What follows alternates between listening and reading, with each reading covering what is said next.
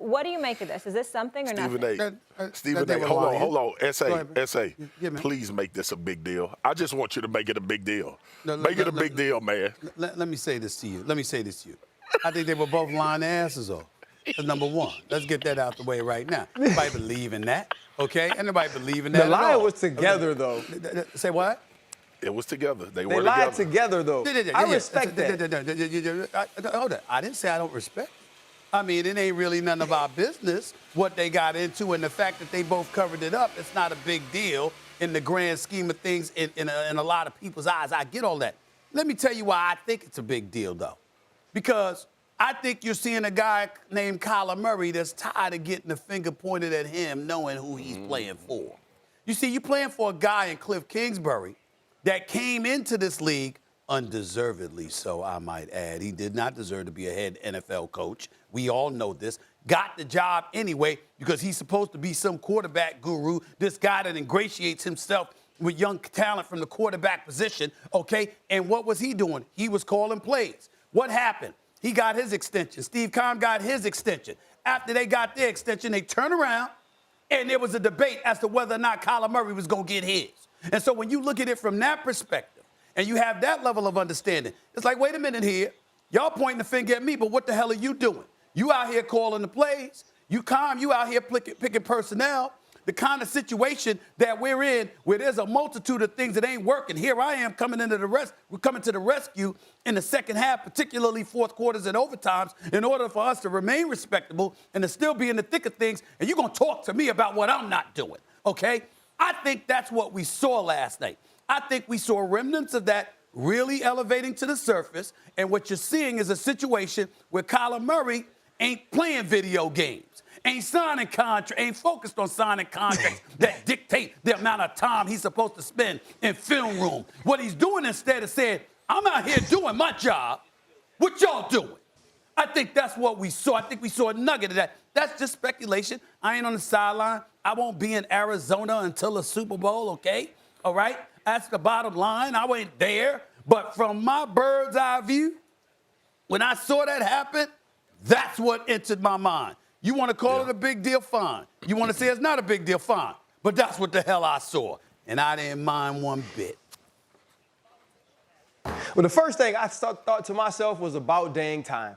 That's what I wanted to see. I want Kyler to be fired up. I want Kyler to be locked in. I want Kyler to be a leader. DeAndre Hopkins said after the game, he called the players-only meeting, and the first person he made speak was Kyler Murray because he said his team needed to hear him. The team needed to know how locked in he was, that he was the leader, and that winning football games mattered. We just had the Draymond Jordan Poole situation, and no situation should a player ever steal off on his homeboy like that. Not at all. I'm not saying that. But sometimes when you have brothers, when you have teammates, you get into it. And every now and then, somebody in that locker room tells you something, and you go, you know what? You right. You see, Kliff Kingsbury wasn't tripping. DeAndre Hopkins put his arm around Kyler Murray, and Kliff Kingsbury did exactly what Kyler Murray asked him. Calm the frick down. We got this. And every now and then, sometimes you got to pass over the torch to your young quarterback and say, you know what? You're right. It's your team. I'm going to sit here and I'm going to do my job. But when it comes to running this team, as it becomes on game day, as it pertains to the grass, I'm going to let you do that.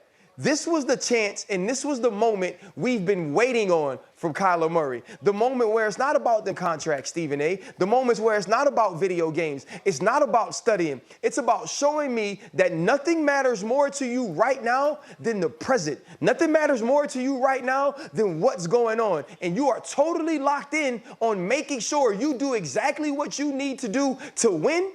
And if other people around you ain't helping, then you need to let them know that they ain't helping. Kliff Kingsbury was not helping at that point. I don't know if he was too animated, if he was too loud in the headphones, if he was saying things that Kyler Murray didn't feel like hearing. But the bottom line to Kyler Murray was that you're going to chill the hell out.